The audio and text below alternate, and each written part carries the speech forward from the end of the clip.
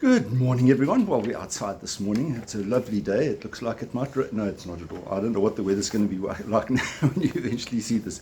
But today we've got the feast of Saint Stanislaus. Now, you all know him. Everybody knows Saint Stanislaus because he only lived just over 1,000 years ago. Some of you were still around then. But he was the Bishop of Krakow, and he was a very good shepherd. Oh, I might just mention I've got some visitors with me this morning. You might recognize. Say hi, Pat. Hello. Hello, there you everybody. go. It's just to prove that I'm really alive. I am not a robot.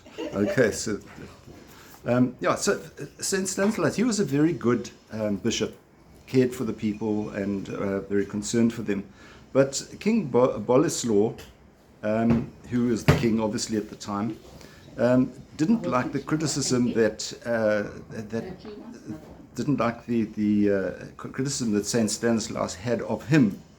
And so, Stanislaus, just to make things complete, excommunicated the guy because he was being bad. Anyway, he seemed to take exception to this because he arranged that Stanislaus should be murdered while he was saying Mass, which is totally inappropriate, I suppose, at any stage, but just not right. Let's looking at our readings today. The second reading is Acts of the Apostle, the first reading for us. The high priests are chatting to Jesus. And in the Acts of the Apostles, well, it would have been the disciples as well. He's saying to the disciples, you seem determined to fix the guilt of this man's guilt on us, this man's death on us. I mean, why would you want to blame us just because we crucified him? I mean, really, what were these guys thinking? And this is the kind of the mentality of some of the leaders of the time. Peter, in our gospel, is told that obedience to God comes before obedience to men. That's a tough one for a lot of people these days to actually take up.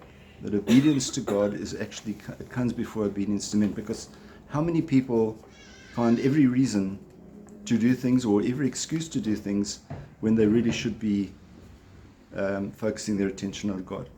It kind of gets up my nose a little bit every year around about Easter time, because they have this thing called Splashy Fen. And a whole bunch of people go off into the countryside. And yes, there is Mass that takes place at Underberg, but I actually wonder how many Catholics actually get there. You ask them, they say, no, we didn't go. We're at Splashy. We were fast asleep when Mass was on. If you know that you're going somewhere that's going to prevent you from going to Mass, that's not such a good thing. Obviously, there are times when you can't get to Mass, and that's not the same.